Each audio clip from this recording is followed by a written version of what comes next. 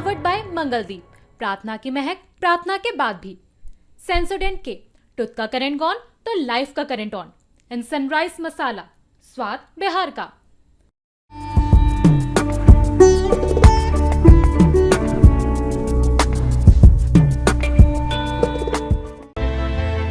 Mister मंगल बर्तनों से इमारत बना रहे हैं, पता है क्यों?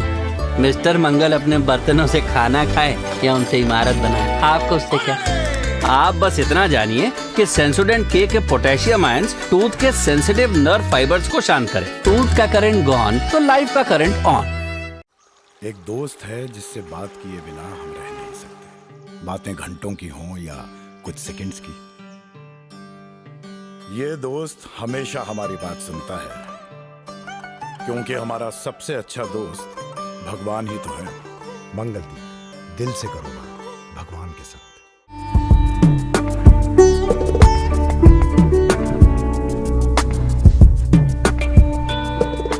अब रुक करते हैं तमिलनाडु का एक और बड़ा राज्य, 39 सीटें। थोड़ी देर पहले मैं आपको दिखा रहा था पिछली बार किस तरह से स्टालिन के नेतृत्व में यहाँ पर डीएमके और डीएमके के नेतृत्व वाले यूपी अलायंस को बड़ी सफलता हासिल हुई थी। एआईएडीएमके सिर्फ एक सीट जीत पाया था, बीजेपी के हिस्से में 0 सीट आई थी। लेकिन इस बार यहाँ का आंकड़ा भी कुछ बदला हुआ लग रहा है, बड़ा उलटफेर नहीं है। तमिलनाडु का आंकड़ा अब आपको स्क्रीन पर नजर आ रहा है। तमिलनाडु में भारतीय जनता पार्टी के नेतृत्व वाले एनडीए में उनके अलावा पीएमके, टीएमसी, मूपनार गुट, एएमएमके और इंडिपेंडेंट यानी ओ पनीरसेल्वम जो चुनाव लड़े वो भी इस एनडीए अलायंस का हिस्सा थे। इन सब ने मिलकर चुनाव लड़ा था। 39 सीटें, एनडीए को यहाँ पे 2 से 4 सीटें मिलती नजर आ रही हैं, यानी उन्हें 3 सीटों का फायदा होता दिख रहा है आउट ऑफ 39। यहाँ पर भी केरल में जैसा आपने देखा कि एनडीए ने 0 से शुरू किया, 2 से 3 सीटें बढ़ सकती हैं। यहाँ पे भी 2 से 4 की टैली है, यानी +3 का आंकड़ा है। इंडिया अलायंस की बात करें, पिछली बार उनके पास 39 सीटें थी, इस बार 33 से 37 के बीच सीटें जीत सकते हैं, यानी कम से कम उन्हें 2 सीटों का नुकसान होता नजर आ रहा है। यहाँ पर गढ़ मजबूत है लेकिन क्लीन स्वीप नहीं मिल रहा है। एआईएडीएमके को 0 से 2 के बीच सीटें मिल सकती हैं, यानी उनको 1 सीट का नुकसान हो सकता है। यहाँ पर एआईएडीएमके ने भी एक अपना गठजोड़ बनाया था, अलग बनाया था, लेकिन राज्य की जनता को साफ दिख रहा था कि दिल्ली में बैठकर देश कौन चलाएगा। ये लड़ाई जो है ये स्टालिन के नेतृत्व वाले डीएमके के नेतृत्व वाले इंडिया अलायंस वर्सेस प्रधानमंत्री नरेंद्र मोदी के नेतृत्व वाले एनडीए अलायंस के बीच है। इसलिए आपको वोटिंग में भी उतना ही फर्क दिखेगा। हम आपको वोटिंग परसेंटेज बताएंगे, हम आपको रुझान में बताएंगे कि कितना वोट स्विंग किस गठबंधन की तरफ होता दिख रहा है। लेकिन उससे पहले मैं रुक करता हूं अपने रिपोर्टर का। इनका नाम नीरज गौतम है। इन्होंने तमिलनाडु के कई इलाकों को ज़्यादा विस्तार से कवर किया। Neeraj ji, what is your take on this? Saurabh, जब हमें यहाँ से भेजा गया चेन्नई, हम जब लैंड किए तो कुछ पत्रकारों से हमने सबसे पहले बात करके ये जानने की कोशिश की कि बीजेपी कहाँ कहाँ पे मजबूत है यहाँ पर।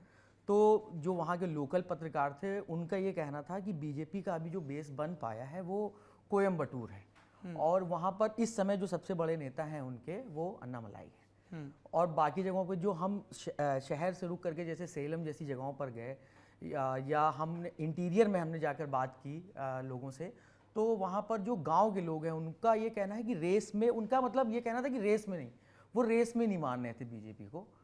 तो ये जो आपने अभी थोड़ी देर पहले ये भी बताया था कि अभी वहाँ पर मेहनत करने की ज़रूरत है, तो वो अभी ये आंकड़ों से भी जाहिर होता दिख रहा है।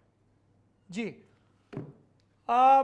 कुछ सीटें हैं जहां पर बीजेपी बहुत होपफुल नज़र आ रही थी। इसमें अंबुमणि रामदास की पत्नी वाली सीट है, इसमें उनके जो एक विधायक लड़े वो वाली सीट है, इसमें अन्नामलाई वाली सीट कोयम्बटूर है, इसमें पुन राधा स्वामी वाली सीट है। ऐसी 3-4 सीटें हैं जिस पर विस्तार से बात हुई। एक बार फिर से आपको मैं तमिलनाडु का जो प्रोजेक्शन है वो बता दूं।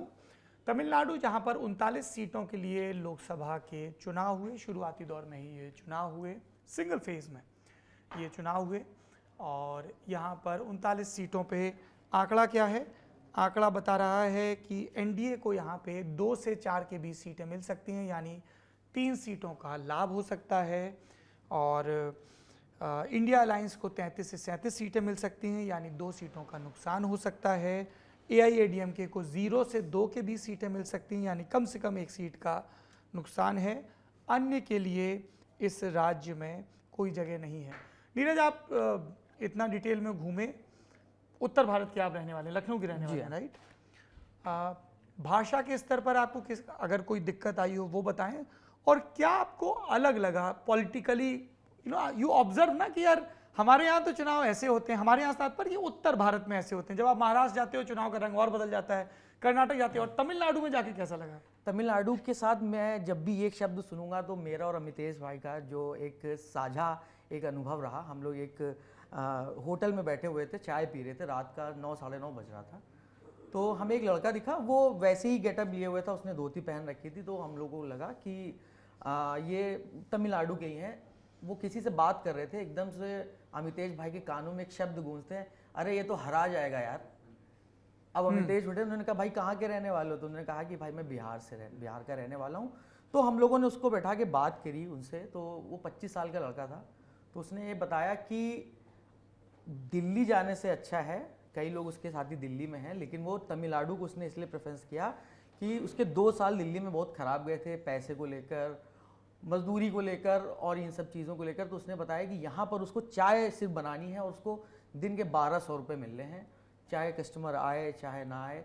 लेकिन वो इतना रच बस गया था कि वो बिहार का रहने वाला था और गेटअप पूरा तमिलनाडु वाला, और जब हरा गया शब्द अमितेश भाई के कान में गूंजते हैं तो वो एक होता है फ्रीक्वेंसी मैच की।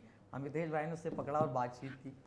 काफ़ी अच्छा अनुभव रहा ये जी। और आपकी वहाँ पे मदुरई एम्स वाली रिपोर्ट भी बहुत चर्चा में रही थी। ये 2 एम्स जिनको बनने को लेकर लंबी प्रक्रिया चल रही है, वायदे हो रहे हैं, दावे हो रहे हैं, लेकिन ज़मीन पे नहीं। एक तो दरभंगा जहाँ पे ज़मीन को लेके बहुत मसला चला बिहार में, और दूसरा ये मदुरई का एम्स। तो मुझे वो रिपोर्ट याद आ गई। जहाँ तक हिंदी बोलने वालों का सवाल है, अगर आप कोयम्बटूर और उसके आसपास की इंडस्ट्रियल बेल्ट में जाएंगे, चेन्नई में कुछ पॉकेट्स हैं वहाँ पे, और वेल्लोर के आसपास वाली पॉकेट्स, इन 3 पॉकेट्स में आपको हिंदी भाषी खूब मिलेंगे। वेल्लोर उसके आसपास primarily because of the educational migration, वहाँ पे इतने ज़्यादा इंजीनियरिंग और मेडिकल कॉलेज हैं उसकी वजह से। चेन्नई और उसके आसपास, क्योंकि जिनको भी बिजनेस के लिए जाना है या और भी किसी किस्म की मोबिलिटी है तो वो एक बेस रहता है। और कोयम्बटूर उसके आसपास, क्योंकि वो एक टेक्सटाइल हब है।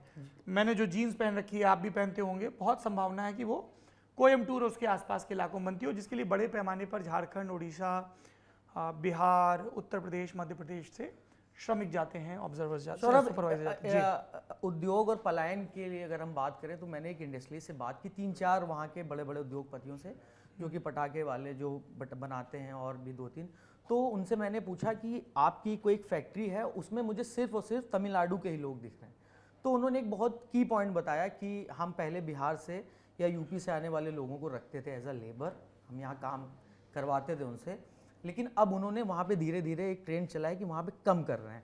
तो रीज़न जानना चाहा तो उन्होंने कहा कि देखिए यहाँ पे कई वर्कर ऐसे होते हैं जो पीएफ भी ले रहे हैं, सैलरी ले रहे हैं, छुट्टी ले रहे हैं सब, लेकिन जब वो किसी काम से अपने घर जाते हैं, जैसे छठ पे गए या दिवाली पे गए, तो जैसे बता के कहेंगे 5 दिन के लिए जा रहे हैं, लेकिन उनको आते आते 25 दिन हो गए, आएंगे कि नहीं ये भी कंफर्म नहीं रहता है। तो ये एक बहुत निगेटिव जा रहा है ये चीज़ कि मजदूरों को लेकर कि जो उनका रवैया प्रोफेशनल नहीं बता रहे वहाँ पे तमिलनाडु के लोग। कई मैंने वहाँ के इंडस्ट्री से ये उन वर्कर्स के लिए होगा जो ऐसे फौरी तौर पे कुछ महीनों के लिए आते हैं, क्योंकि हमें ऐसे लोग भी दिखे जो लगातार काम कर रहे थे। बहरहाल अन्नामलाई के नेतृत्व में तमिलनाडु में बीजेपी अपनी जमीन हासिल करना चाहती है।